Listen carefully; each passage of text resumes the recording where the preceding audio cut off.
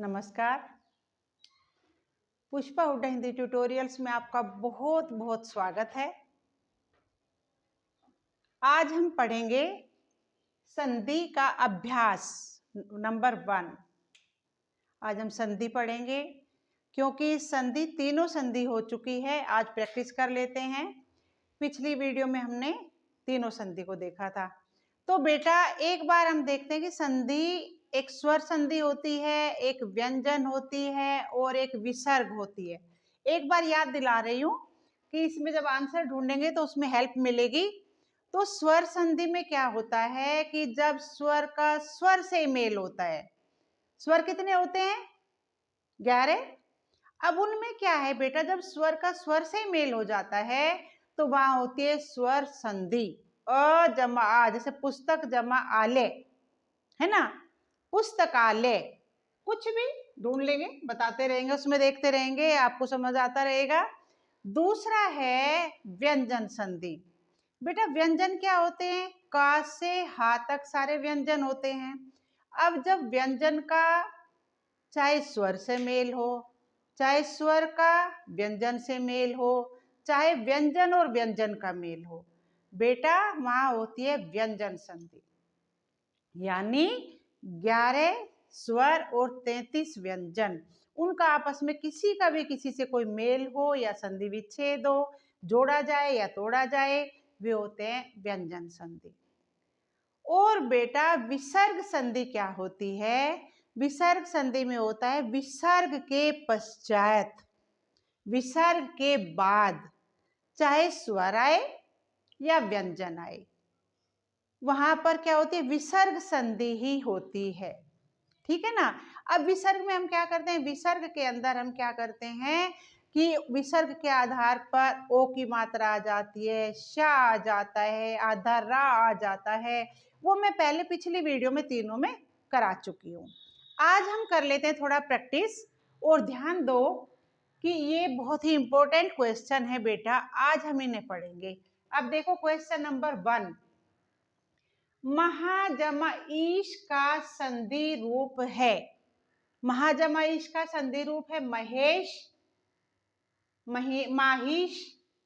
ये क्या है? महिष और महिष। तो बेटा महाजमा ईश होता है महेश, तो ये है महेश। ठीक है, ये है सही। अब क्वेश्चन नंबर 2। अब देखो बेटा आ और यू हुआ है ना, ये महेश, ये सही है। क्वेश्चन नंबर 2, निम्न में से स्वर संधि छांटिए।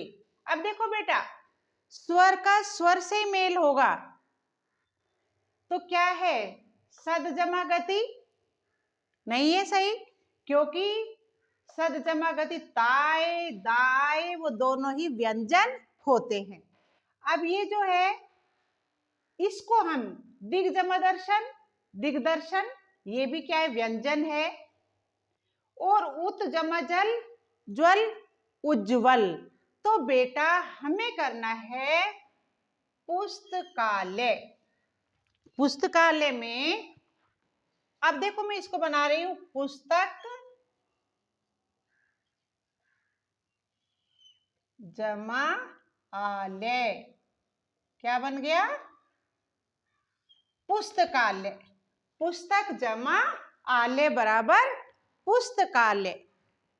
अब इसके बाद क्वेश्चन नंबर 3, निर्धन शब्द में संधि है। अब देखिए आप ध्यान से, निर्धन शब्द में संधि है, व्यंजन संधि है, अयादि संधि है, विसर्ग संधि है या यण संधि है। अब देखो बेटा व्यंजन, व्यंजन का व्यंजन से मेल होता है, वहां होता है, लेकिन इसमें क्या है? निर्धन, ये सही नहीं है। अयादि संधि, अयादि संधि नहीं है। अब यण संधि जो होता है, यण होता है बहुजमान भवन, नौजमाक नायक, जो क्या है? बड़ा ओ, बड़ा ओ, क्या इसकी आवाज देता है? या की। तो ये भी नहीं है। तो बेटा सही है, क्या है सही? विसर्ग संधि। अब मैं ये लिख करके दिखाती हूं आपको। नी, नी जमा धन क्या बन जाएंगे? निर्धन। निर जमा धन, निर में क्या, या तो ऐसे करोगे या इसमें क्या बन जाएगा फिर इसका, ये जो विसर्ग का रा है ना, ये धा के ऊपर आता है, तब बनता है निर्धन। नि जमा धन, ना के आगे विसर्ग लगे हैं और उसके बाद क्या है? व्यंजन। ये है विसर्ग संधि। अब देखो बेटा, क्वेश्चन नंबर 4, प्रत्यक्ष शब्द में संधि है। प्रत्यक्ष शब्द में संधि है गुण संधि, दीर्घ संधि, अयादि संधि या यण संधि। अब देखो, यण संधि है इसमें कैसे? प्रति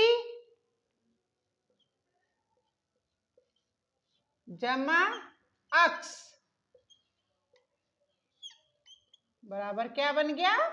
प्रत्यक्ष। इसमें क्या आया बेटा? यण संधि में आया है प्रति जमा अक्ष ई जमा आ, ई जमा आ बराबर बन गया या, तो वो होता है प्रत्यक्ष। ठीक है। इसी तरह से क्वेश्चन नंबर 5, विसर्ग के बाद स्वर अथवा व्यंजन के संयोग से जो विकार आता है वह संधि होती है विसर्ग संधि, स्वर संधि, व्यंजन संधि या इनमें से कोई नहीं। अब देखो परिभाषा आई हुई है ऊपर, विसर्ग के बाद स्वर अथवा व्यंजन आए। मैंने आपको समझाया भी था ना कि विसर्ग के बाद चाहे स्वर आए या व्यंजन आए, वहां पर विसर्ग संधि ही होती है। अब देखो बेटा, विसर्ग संधि इसमें क्यों सही है कि चाहे स्वर आए या व्यंजन आए, उनके संयोग से जो परिवर्तन आएगा ना, उसे कहते हैं विसर्ग संधि। ये है विसर्ग संधि। ये बेटा बिल्कुल सही है। अब देखो क्वेश्चन नंबर 6 है उन्नति शब्द का सही संधि विच्छेद है। उन्नति शब्द का सही संधि विच्छेद है उन जमाति, उत जमानति, उन्न जमाति और उ जमानति। तो बेटा आप देखो, उन्नति शब्द का संधि विच्छेद क्या होगा? उत जमानति, आधा ता, आधा ता है जो क्या होगा, वो और इधर ना है, तो उत जमानति ये आधा ना है, तो ये बन जाएगा उन्नति। ठीक है। तो बेटा ये वाला और ये वाला जब इनको जोड़ा जाएगा आधे ता से, तो फिर क्या बनेगा? उन्नति। अब क्वेश्चन नंबर 7, विसर्ग संधि है। फिर देखो, विसर्ग को मैंने क्या बताया कि विसर्ग संधि में क्या होता है? विसर्ग लगे, विसर्ग का मतलब विसर्ग लगे हुए तो हैं, उसके बाद चाहे स्वर आए या व्यंजन आए तो उनका परिवर्तन। अब विसर्ग संधि है संयोग, सदैव, निष्कर्ष या गिरीश।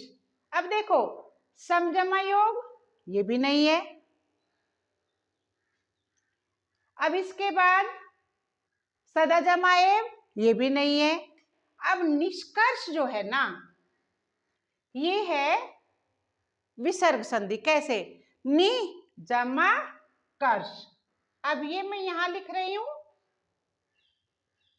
नि जमा कर्म, निष्कर्म, नि जमा कर्म, ये बन गया। ये जो विसर्ग है ना, इसका शा बन गया, तो ये बन गया निष्कर्म। क्वेश्चन नंबर 8, अति उत्पत्ति। अत्युत्पत्ति, अत्युत्पत्ति शब्द में संधि है। देखो अत्युत्पत्ति शब्द में संधि है दीर्घ संधि, गुण संधि,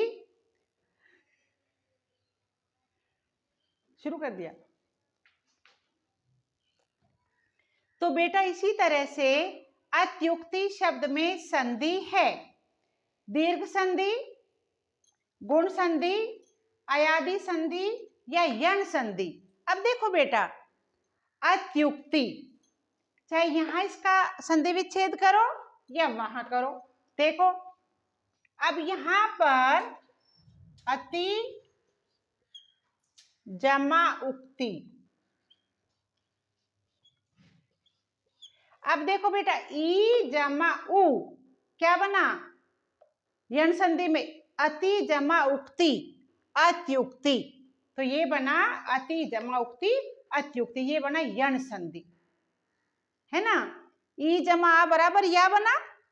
इसी तरह से बेटा क्वेश्चन नंबर 9, सच्छास्त्र, सच्छास्त्र शब्द में संधि विच्छेद है। सच्छास्त्र, सत जमा शास्त्र, सत जमा छात्र, सत जमा शास्त्र और सन जमा छात्र। सोचो अभी, सच्छास्त्र, सत जमा शास्त्र, ये वाला है संधि है, इसमें शब्द में संधि है सत जमा शास्त्र सच्छास्त्र। कौन सी संधि हुई ये? अच्छा संधि है सत जमा शास्त्र सच्छास्त्र, ठीक है। इसमें संधि विच्छेद है, इसमें जो संधि विच्छेद है बच्चों ये है सत जमा शास्त्र। एक बार और सुन लीजिए, पहले वाले में महेश, स्वर संधि है पुस्तक जमा आले, निर्धन शब्द में है विसर्ग संधि निह जमा धन, प्रत्यक्ष में है प्रति जमा अक्ष, विसर्ग में है वही की विसर्ग जिसमें आते हैं उसकी संधि की परिभाषा है। उन्नति शब्द का संधि विच्छेद है उत जमा नति, और बेटा विसर्ग संधि है निह जमा कर्म, और अत्युक्ति शब्द में संधि है अति जमा उक्ति, और बेटा सच्छास्त्र शब्द में संधि विच्छेद है सत जमा शास्त्र। तो मेरे विचार से आपको ये वीडियो पसंद आई होगी आज की क्लास। तब तक आप मेरे चैनल को सब्सक्राइब कीजिए, वीडियो शेयर कीजिए। कल फिर क्लास लेते हैं। आपका बहुत बहुत धन्यवाद।